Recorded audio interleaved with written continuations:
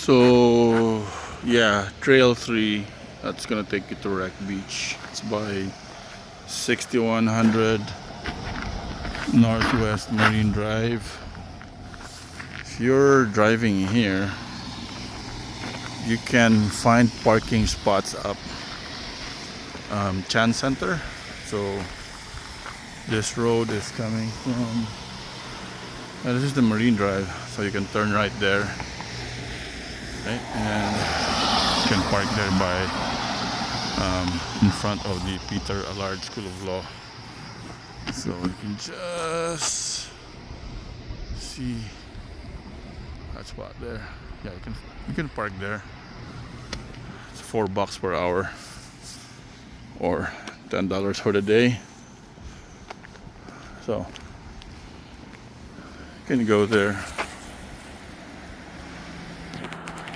and walk to Rec 3. I would recommend, if you're driving here from somewhere else, I'd recommend taking Trail 6, which is by University Drive and Northwest Marine Drive. So there's street parking on this along the road there. Yeah, it's full most of the time, but you never know, you can get lucky.